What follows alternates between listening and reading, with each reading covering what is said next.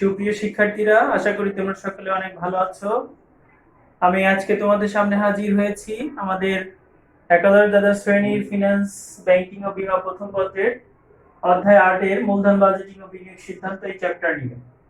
এই চ্যাপ্টারের আমরা কিছু অঙ্ক আমরা এখানে দেখব। শিক্ষার্থীরা, আমরা একটি তাহলে সময় নষ্ট না করে অঙ্কটি দেখি এবং তার সমাধানে চলে যাই। তবে তার আগে তোমাদেরকে একটু বলবো যে আমার যে ইউটিউব চ্যানেল রয়েছে সোহাগ স্যার ফিনান্স ক্লাস, সেটিতে তোমরা অবশ্যই সাবস্ক্রাইব করবে। তো প্রিয় শিক্ষার্থীরা, একটি অঙ্ক আমরা দেখতে পাচ্ছি, বলা আছে এবিসি কোম্পানি নিম্নের প্রকল্পে বিনিয়োগের চিন্তা করছে। প্রারম্ভিক বিনিয়োগ, যেটাকে আমরা এনসিও বলি, 50,000 টাকা, এবং বছর এবং তার বিক্রয়, প্রতি বছরে কত টাকা বিক্রয় হয় সেটি দেওয়া আছে। প্রথম বছরে বিক্রয় হয় 40,000 টাকা, দ্বিতীয় বছরে 50,000, তৃতীয় বছরে 60,000 এবং চতুর্থ বছরে 70,000, লাস্ট পঞ্চম বছরে 50,000 টাকা বিক্রি হয়। আয়ুষ্কাল দেওয়া আছে আমাদের 5 বছরের জন্য, ভগ্নাবশেষ মূল্য দেওয়া আছে 5,000 টাকা, কর হার 50%, চলতি ব্যয় বা পরিবর্তনশীল ব্যয় বিক্রয়ের 30%। একটু খেয়াল করো, ভগ্নাবশেষ মূল্য কি?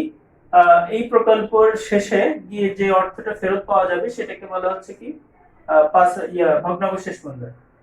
চলতি ব্যয় দুই ধরনের হয় সাধারণত, চলতি ব্যয় এবং বা পরিবর্তনশীল ব্যয়, একটা হচ্ছে স্থির ব্যয়।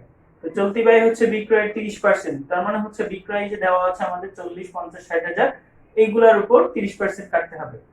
আর স্থির ব্যয় আমাদের সবসময় একই অ্যামাউন্ট থাকবে, সেটা হচ্ছে 10,000 দেওয়া আছে এখানে, আর মূলধন ব্যয় দেওয়া আছে 15%।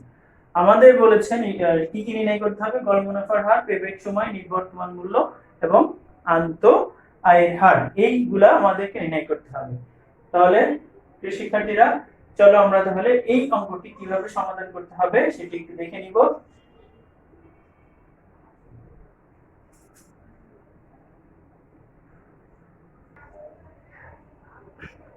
প্রিয় শিক্ষার্থীরা, আমরা এই যে অঙ্কটি দেখলাম, এই অঙ্কটি সমাধান করতে গেলে আমাদের নগদ আন্তঃপ্রবাহ প্রয়োজন হবে। তো প্রথমেই সেজন্য আমরা নগদ আন্তঃপ্রবাহের একটি চার্ট কিভাবে নির্ণয় করতে হয় আমি তোমাদেরকে একটু দেখিয়েছি। আমরা একটা একটা করে আলোচনা করব। এই শিক্ষার্থীরা, তাহলে আমরা নগদ আন্তঃপ্রবাহ নির্ণয় করছি কিভাবে। দেখো, আমাদের বিক্রয়ের পরিমাণ দেওয়া ছিল প্রথম, দ্বিতীয়, তৃতীয় এবং চতুর্থ এবং পঞ্চম বছরের। তো বিক্রয়গুলো আমরা লিখেছি, প্রশ্নেই দেওয়া ছিল 40,000, 50,000, 60,000, 70,000 এবং 50,000। আর পরিবর্তনশীল ব্যয়, এই বিক্রয় থেকে সমস্ত প্রকার ব্যয় বাদ দিতে হয়। কি বলেছি? বিক্রয় থেকে সব ধরনের ব্যয় বাদ দিতে হবে আমাদের প্রথমে। তো পরিবর্তনশীল ব্যয় ছিল বিক্রয়ের 30%। দেখো, এই যে বিক্রয় ছিল, এই বিক্রয়ের 30%, তার মানে 40,000 টাকার উপর 30% কেটেছি আমরা। 40,000 টাকা, এভাবে 40,000 ইন্টু 30% কাটলে আমাদের এসেছে 12,000 টাকা। ঠিক সেম ভাবে আমরা 50,000-এর 30% কেটেছি, তাহলে আমাদের 15,000 টাকা এসেছে। 60,000-এর 30% কেটেছি, 18,000। 70,000-এর 30% 21,000। 50,000-এর 30% 15,000 আমাদের এসেছে। আর স্থির ব্যয় আমাদের দেওয়া ছিল হচ্ছে কত? স্থির ব্যয় দেওয়া ছিল 10,000 টাকা। সব ঘরে আমরা 10,000 লিখেছি। আর একটা কথা হচ্ছে অবচয়। অবচয় এখানে এক ধরনের খরচ, অবচয় আমাদের জন্য কি খরচ, সুতরাং অবচয়টাকে আমাদের বাদ দিতে হবে। তো অবচয় এমন একটা খরচ যেটাকে বলা হয় অনগদ খরচ। তো এজন্য প্রথমে কি করতে হবে? এটাকে বাদ দিতে হবে। তো এই অবচয় নির্ণয় করে নিতে হবে। তাহলে এটা সূত্র হচ্ছে প্রাথমিক বিনিয়োগ বিয়োগ ভগ্নাবশেষ মূল্য ভাগ আয়ুষ্কাল। তো প্রাথমিক বিনিয়োগ আমাদের 50,000 ছিল, আর ভগ্নাবশেষ মূল্য ছিল 5,000, আয়ুষ্কাল ছিল 5, যে ভাগ করেছে আমরা 9,000 এসেছে। তাহলে এখানে আমরা কি করেছি? 9,000 9,000 9,000 সব জায়গায় লিখেছি অবচয়ের পরিমাণ। এখন এই সবগুলা কিন্তু আমরা কি করেছি? বিয়োগ করেছি। আমরা কি করেছি? বিয়োগ করেছি।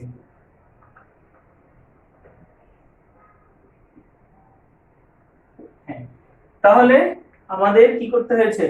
এই যে বিক্রয় থেকে আমরা পরিবর্তনশীল ব্যয়, স্থির ব্যয় এবং অবচয়, এই তিনটি বাদ দিয়েছি। বাদ দিলে, বিয়োগ করলে আমাদের যেটা আসে সেটাকে বলা হয় কর পরবর্তী মুনাফা। এই কর পরবর্তী মুনাফা এসেছে আমাদের এই যে 9,000, 16,000, 23,000, 30,000 আর 16,000 টাকা। এখান থেকে আমাদের এই কর পূর্ববর্তী মানে কর দেওয়ার আগে, ট্যাক্স দেওয়ার আগে আমাদের ইনকাম বা মুনাফা। এখন এই কর পূর্ববর্তী মুনাফা থেকে কর বাদ দিতে হবে। প্রশ্নের মধ্যে আমাদের বলা ছিল করের হার হচ্ছে 50%, সুতরাং আমরা কর 50% বাদ দিব। এখন কথা হচ্ছে এই করটা আমরা কাটবো কোন টাকার উপর ধার্য করব।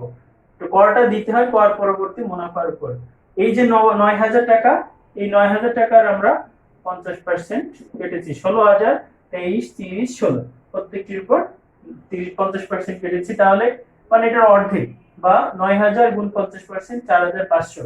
তোমরা জানো যে কোনো কিছু পুরোটাকে বলা হয় 100%। 9,000 হচ্ছে কি 100%, এটার 50% মানে হচ্ছে হাফ। তাহলে 9,000 এর হাফ হয়ে যাবে 16,000 এর হাফ, 23,000 এর হাফ, 30,000 এর হাফ, 16,000 এর হাফ। দ্রুত করার জন্য আমরা এটা বললাম, তুমি চাইলে ক্যালকুলেটর ইউজ করতে পারবে। এখন আমরা কর পেয়েছি, কর বাদ দিব। কর বাদ দিলে আমরা কি থাকবে, কর তো বাদ দিয়ে দিয়েছি, তাহলে এখন কর পরবর্তী মুনাফা। তাহলে এই কর পরবর্তী মুনাফা, এই কর পরবর্তী মুনাফা কিন্তু আমাদের কাজে লাগবে। আমরা যখন নিট তোমার হচ্ছে গড় মুনাফার হার বের করব, তখন কর পরবর্তী মুনাফাগুলো কাজে লাগবে। প্রিয় শিক্ষার্থীরা, এখন খেয়াল করো, অবচয় একটি অনগদ খরচ। অ্যাকচুয়ালি অবচয়টা কোনো খরচ না, জাস্ট কোম্পানি তাদের করটাকে কম দেওয়ার জন্য, কর কম দেওয়ার জন্য সরকারকে তারা এই অবচয়টা প্রথমে বাদ দিয়ে দেয়। কি বলেছি, কর কম দেখানোর জন্য বা কর সরকারকে কম দেওয়ার জন্য অবচয়টা প্রথমে কি করে, ইনকাম থেকে বাদ দিয়ে দেয়। দিলে কি হয়, ইনকাম কমে যায়, আর ইনকাম কমে গেলে তখন তোমার করের পরিমাণও কমে যাবে। সুতরাং এটা অ্যাকচুয়ালি কিন্তু খরচ না, অনগদ খরচ।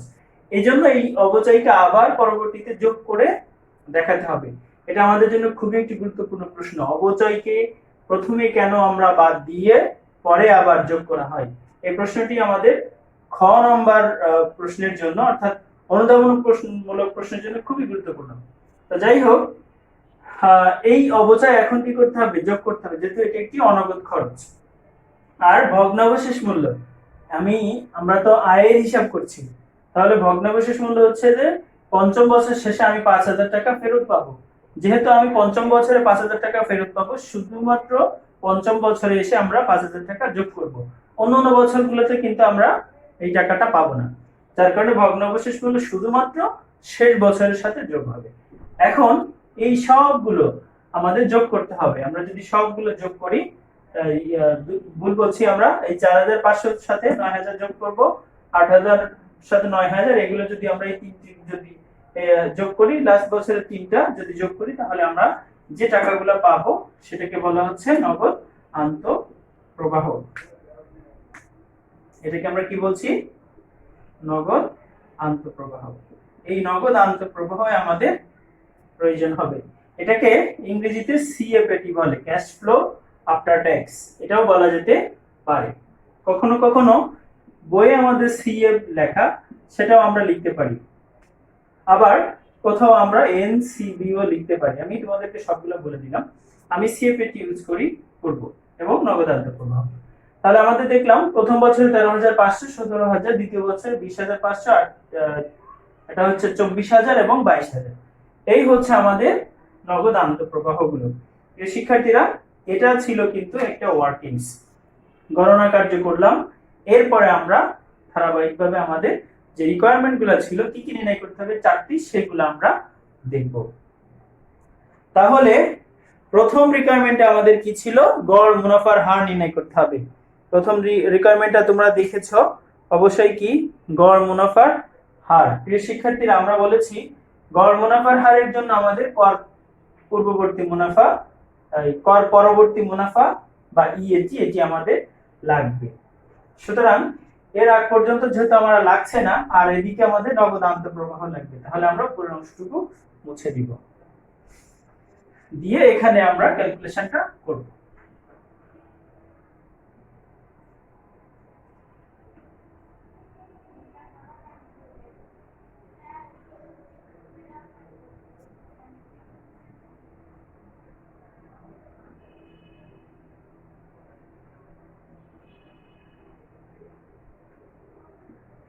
আমরা এগুলো মুছে দিতে পারি, কারণ আমার লাগবে শুধু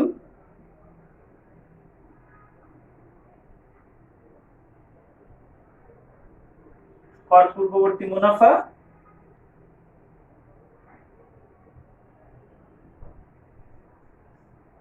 আমার এইগুলা লাগবে। ওকে, তাহলে আমাদের ক নাম্বার কি ছিল? গড় মুনাফার হার নির্ণয়। তাহলে আমরা গড় মুনাফার হার নির্ণয় করব। তো গড় মুনাফার হারের সূত্র কি? আমাদের একটু যদি তোমরা খেয়াল করো, আমি কিন্তু আগে তোমাদেরকে এটি শিখিয়েছিলাম। গড় মুনাফার হারের সূত্র কি? এটা হচ্ছে আমাদের গড় মুনাফা বা কর পরবর্তী গড় মুনাফা ভাগ গড় বিনিয়োগ। এটি ছিল আমাদের সূত্র। আমরা একটু সূত্রটা লিখব।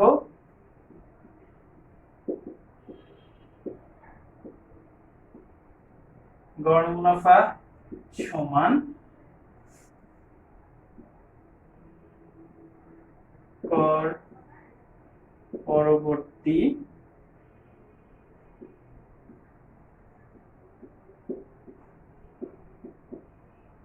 গড় মুনাফা ভাগ গড় প্রাথমিক বিনিয়োগ লিখতে পারি, শুধু বিনিয়োগ লিখতে পারি। গড় বিনিয়োগ গুণ 100। এই আমরা বাংলায় লিখি গুণ 100। এখন খেয়াল করো, কর পরবর্তী মুনাফা আছে কিন্তু আমাদের কাছে, বাট কর পরবর্তী গড় মুনাফা নাই। আবার প্রাথমিক বিনিয়োগ আমরা দেখেছি আমাদের 50,000 লেখা, কিন্তু গড় বিনিয়োগ নাই। অথবা আমরা এখানে লিখতে পারি গড় প্রাথমিক বিনিয়োগ। তো আমাদের এখন তাহলে কি করতে হবে? আমরা এখানে দুইটি লাইন জায়গা রেখে দিব, দিয়ে এরপর আমরা এখানে ক্যালকুলেশন করব। তো প্রিয় শিক্ষার্থীরা, আমাদের দ্রুততার জন্য আমি যদি গড় মুনাফা বের করি, তাহলে দেখো এখানে আমি করে দিতে যাচ্ছি।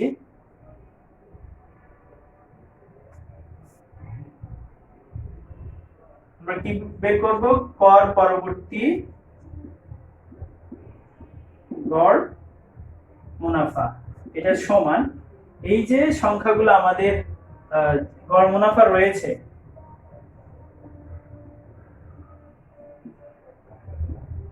প্লাস করব 4,500, 8,000, 11,500, 15,000 এবং 8,000। এগুলোই ছিল আমাদের কর পরবর্তী মুনাফা। এটাকে আমরা গড় করতে গেলে কয়টি আছে এখানে সংখ্যা? 1, 2, 3, 4, 5। সুতরাং এটাকে 5 দ্বারা ভাগ করতে হবে। তাহলে এগুলা যোগ করে আমরা 5 দ্বারা ভাগ করব।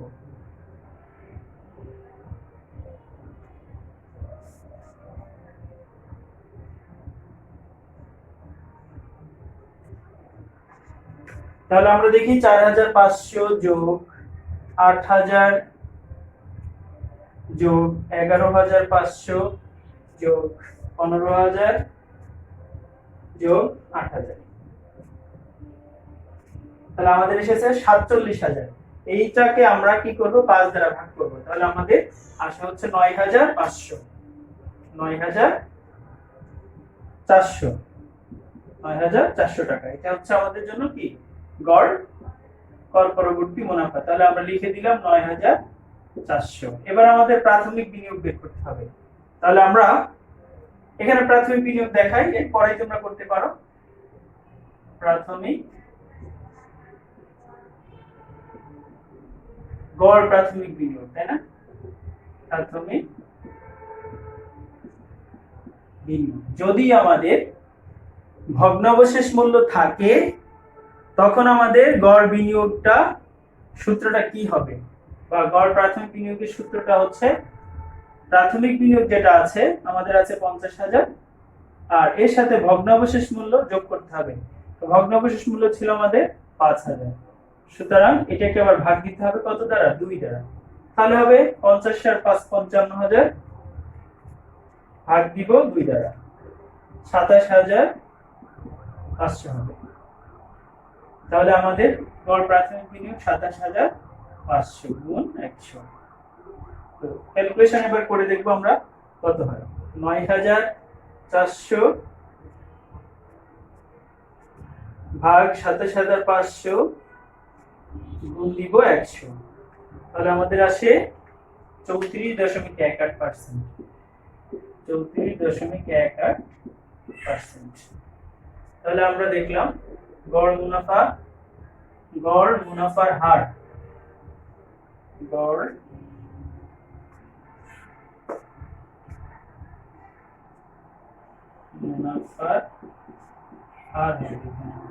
মুনাফার হার সমান কস পরবর্তী গড় মুনাফা ভাগ গড় প্রাথমিক বিনিয়োগ গুণ 100 ভাগ গুণ 100। তাহলে আমরা দেখতে পেলাম এখানে আমাদের উত্তর এসেছে কত?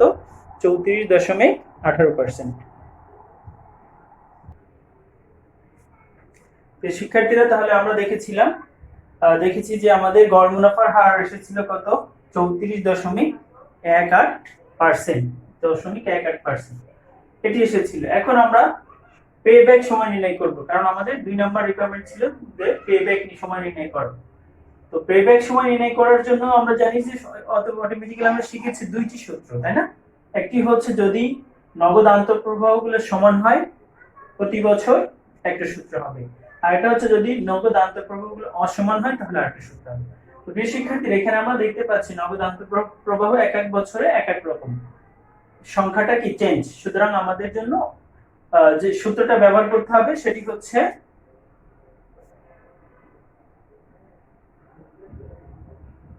পেব্যাক সময় বা পরিশোধকাল। কি কথা, এটাকে আমরা ইংরেজিতে বলি পিবিপি, সংক্ষেপে পিবিপি লেখা যেতে পারে। এটার জন্য আমরা সূত্র লিখব a plus NCO minus C divided by D। এটি হচ্ছে সূত্র a plus NCO minus C divided by D। এটি হচ্ছে আমাদের পেব্যাক সময়ের সূত্র। এখন এই যেগুলো আমাদের লাগবে A, D এবং C, আর S যেহেতু আমরা জানি প্রাথমিক বিনিয়োগ কত? প্রাথমিক বিনিয়োগ হচ্ছে আমাদের 50,000 টাকা। তো প্রিয় শিক্ষার্থীরা, এখানে খেয়াল করো, নগদ আন্তঃপ্রবাহ বছরগুলো আমরা লিখেছি, নগদ আন্তঃপ্রবাহ এই যে সংখ্যাগুলো লিখেছি 13,500, 17,000, 20,500, 24,000 আর 22,000, এই সংখ্যাগুলো আমরা লিখেছি। এখন এখান থেকে আমাদের কি বের করতে হবে? ক্রমযোজিত নগদ আন্তঃপ্রবাহ নির্ণয় করব আমরা। ক্রমযোজিত নগদ আন্তঃপ্রবাহ নির্ণয় করতে গেলে প্রথমে এই যে 13,500 এখানে লিখব আমরা। এই 13,500 এর সাথে এই 17,000 আমরা যোগ করব। তাহলে 13,500 যোগ 17,000 এসেছে 30,500। তাহলে দেখো এখানে লিখলাম 30,500। এই 30,500 এর সাথে 20,500 আমরা যোগ করব। তাহলে 20,500 যোগ করলে আসে 51,000। 51,000 এর সাথে আমরা 24,000 যোগ করব, 24,000। তাহলে এসেছে আমাদের 75,000। এটির সাথে আমরা 22,000 যোগ করব, 22,000। তাহলে এসেছে আমাদের 97,000। 97,000। এখন এবার আমরা পাশে লিখব, এখানে আমাদের এনসিও কত? এখানে এনসিও যেহেতু প্রাথমিক বিনিয়োগ, এনসিও মানে হচ্ছে কি? প্রাথমিক বিনিয়োগ। তাহলে প্রাথমিক বিনিয়োগ আমাদের ছিল 50,000 টাকা। এবার আমাদের সি বের করব আমরা। সিটার মানে হচ্ছে কি? সিতে বোঝায় ক্রমযোজিত নগদ আন্তঃপ্রবাহ যেটি প্রাথমিক বিনিয়োগের কাছাকাছি, ছোট বা সমান। কি বলেছি? সি হচ্ছে ক্রমযোজিত নগদ আন্তঃপ্রবাহ যেটি প্রাথমিক বিনিয়োগের হয় সমান হবে, না হয় তার থেকে ছোট হবে। তো দেখো প্রাথমিক বিনিয়োগ কিন্তু 50,000, আমার এখানে আছে কত? 51,000। 1,000 বেশি হয়ে গেলে কিন্তু হবে না, তো বেশি হলে হবে না, তাহলে 51,000 এটি হবে না। তাহলে আমাদের এখানে সি হবে কোনটা? তার ঠিক আগেরটা, অর্থাৎ তার সব থেকে কাছাকাছি, অর্থাৎ 50,000 এর কাছাকাছি ছোট হবে বা সমান হতে পারতো। 50,000 হলেও কিন্তু আমরা এটা সি বলতাম, বাট যেহেতু 50,000 না, তাহলে আমরা 30,500 কে এখন সি বলবো। এবার আসো এ হচ্ছে ক্রমযোজিত নগদ আন্তঃপ্রবাহের বছরটি। তাহলে ক্রমযোজিত নগদ আন্তঃপ্রবাহের বছর হচ্ছে আমাদের এই দ্বিতীয় বছর, এটা হচ্ছে এ। এবার ডি হচ্ছে ক্রমজয়িত নগদ আন্তঃপ্রবাহের পরবর্তী বছরের নগদ আন্তঃপ্রবাহ। এতে কি বোঝায়? ক্রমযোজিত নগদ আন্তঃপ্রবাহের পরবর্তী বছরের নগদ আন্তঃপ্রবাহ। তো পরবর্তী বছর মানে তৃতীয় বছর, তো তৃতীয় বছরের নগদ আন্তঃপ্রবাহ হচ্ছে আমাদের জন্য ডি। আমরা এখানে ব্র্যাকেট না দিলে সুন্দর হয়। ওকে, তাহলে এখন আমরা এ পেলাম, বি পেলাম, সি পেলাম। এখন শুধু কিসের পালা? মান বসানোর পালা। আমরা তাহলে মান বসিয়ে দিব, ক্যালকুলেশন করব। তো এখন দেখো তাহলে আমার এখানে আমাদের লিখে দিই এনসিও। সি হচ্ছে আমার ৩০৫০০, তারপরে এ হচ্ছে আমাদের 2টা বছর, আর ডি হচ্ছে ২০৫০০। এই সংখ্যাগুলো আবার এখানে আমাদের লিখতে হবে। তাহলে 2 প্লাস এনসিও হচ্ছে কত?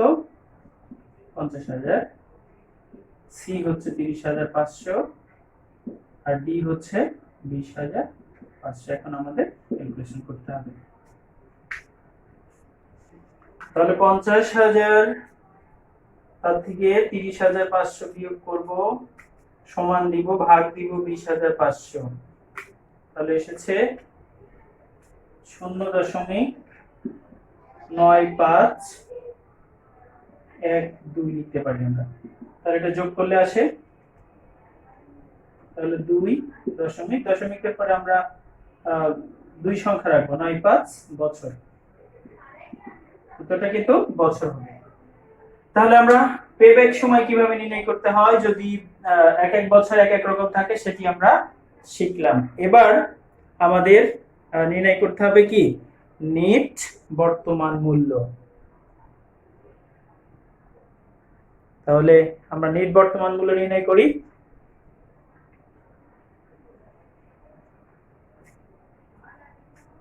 মুছে দিলাম। আশা করি তোমরা সকলেই খাতায় তুলে নিয়েছো অঙ্কটি।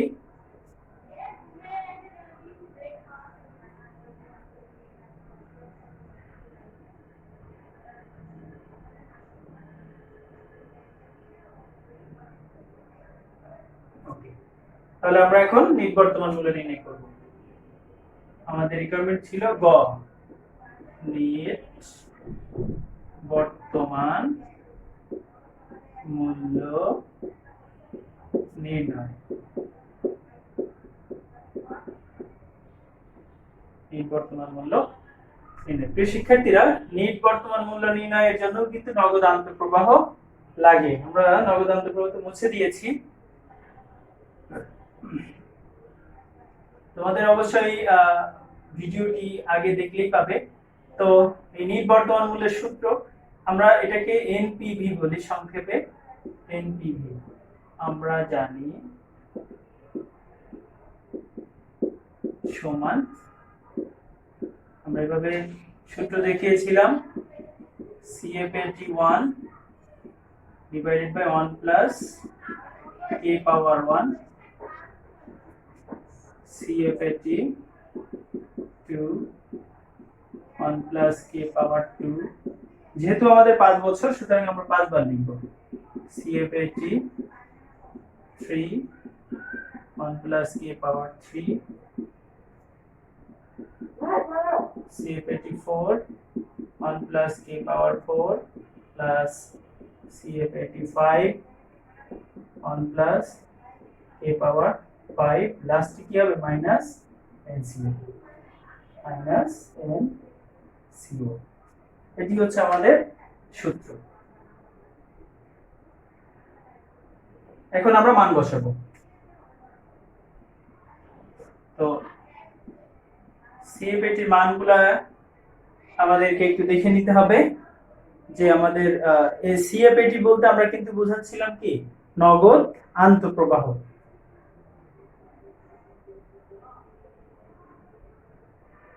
নগদ আন্তঃপ্রবাহ প্রথম বছর আমাদের ছিল ১৩৫০০, আর মূলধন ব্যয়কে আমরা কে বলি?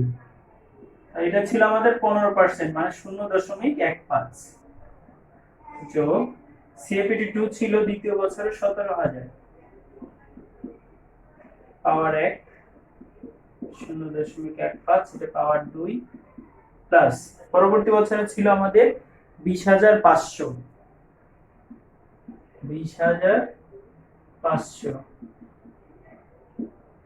0.15 পাওয়ার 3। তারপর ছিল আমাদের 24,000 15 পাওয়ার 4 প্লাস এদিকে আমরা যাই, আমাদের 1 2 3 4টি হয়ে গেছে, আরেকটি দরকার ছিল তাই না? এটা ছিল আমাদের হলো 22,000 টাকা। তাহলে 22,000 1.015 পাওয়ার 5 মাইনাস এনসিও প্রাথমিক বিনিয়োগ 50,000 টাকা। এখন আমরা ক্যালকুলেশন করব প্রত্যেকটা আলাদা আলাদা। প্রথমটা হচ্ছে কেমন, 13,500 ভাগ ব্র্যাকেট 1 প্লাস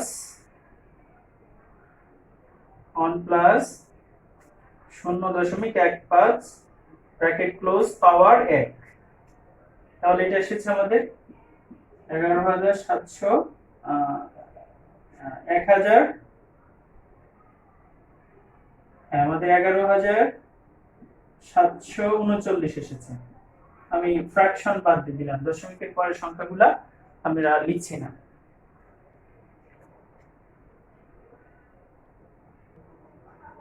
শিক্ষার্থীরা, তাহলে আমরা নেট বর্তমান মূল্য নির্ণয় কিভাবে করতে হয় সেটা এবার একটু দেখি। দেখো, আমাদের এখানে নেট বর্তমান মূল্য নির্ণয়ের যে সূত্রটি আমরা দেখেছি সেটি আমরা লিখেছি। এনপিভি সমান CF81 ডিভাইড 1 প্লাস k পাওয়ার 1 CF82 ডিভাইড 1 প্লাস k পাওয়ার 2। এভাবে যত বছর অঙ্ক হবে তত বছর মাইনাস এনসিও। তো এখানে আমাদের CF80 13,500 এগুলো আমরা লিখেছি, তারপরে ক্যালকুলেশন করেছি তাই না? আর এই যে 13,500 ভাগ 1 প্লাস 0.15 এভাবে আমরা ক্যালকুলেশন করে এরপরে এই সংখ্যাগুলো যোগ করেছি। তারপর 50,000 মাইনাস করলে আমাদের এসেছে 12,762 টাকা। এটাকে বলা হচ্ছে নেট প্রেজেন্ট ভ্যালু। একটু খেয়াল করো, আরেকটি ইনফরমেশন তোমাদেরকে এখানে দিব। মনে করো